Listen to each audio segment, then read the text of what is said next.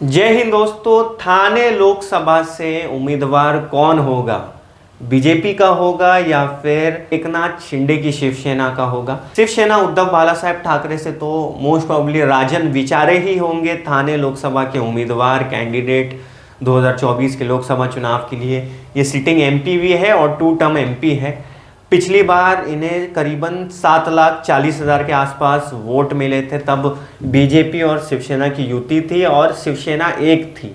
मतलब आज जैसे शिवसेना उद्धव बालासाहेब ठाकरे और एकनाथ शिंदे की शिवसेना है, ऐसा कुछ नहीं था। उस दौरान एक थी, तब ये 7,40,000 के आसपास इन्हें वोट मिले थे। इन्होंने एक शानदार जीत दर्ज की थी थाने लोकसभा कॉन्स्टिट्यूंसी से, और उस समय दूसरे नंबर पे थे आनंद परंजपे, जो थाने से ही एक्स एमपी रह चुके हैं और पिछली बार उन्हें 3,28,000 के आसपास वोट मिले थे।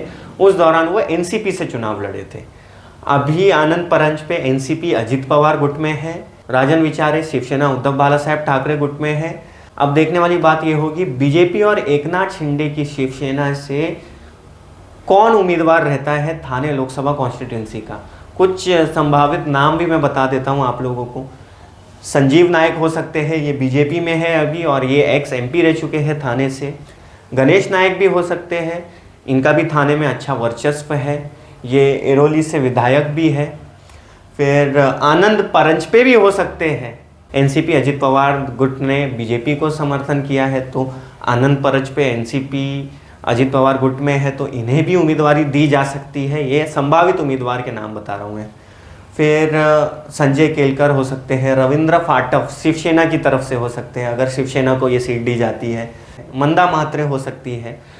अब बीजेपी की इस सीट पर चुनाव लड़ने के चांस ज़्यादा इसलिए है थाने लोकसभा सीट पर, क्योंकि थाने लोकसभा में 6 कॉन्स्टिट्यूंसी आती है, 6 एमएलए की कॉन्स्टिट्यूंसी आती है, जिसमें से 4 जगह पर बीजेपी का बहुत अच्छा वर्चस्व है, बीजेपी के विधायक हैं, जिसमें एरोली से गणेश नायक, बेलापुर से मंदा महात्रे, फिर संजय केलकर, देन मीरा भाईंदर में भी बीजेपी का अच्छा खासा वर्चस्व है।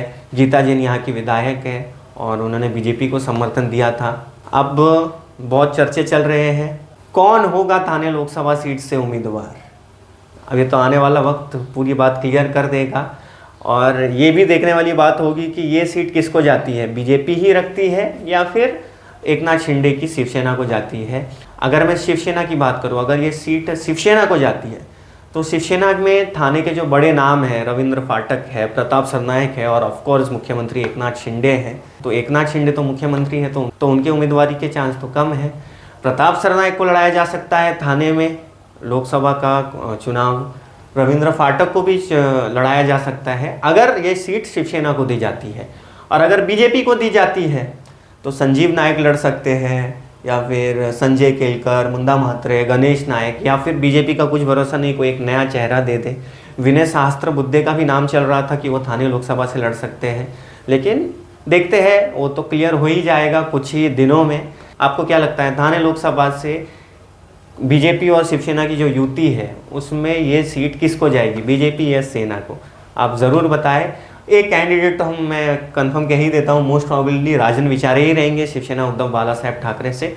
अब बीजेपी और शिवसेना की ये जो युति है, इधर से कौन रहेगा वो तो आने वाला वक्त ही बताएगा।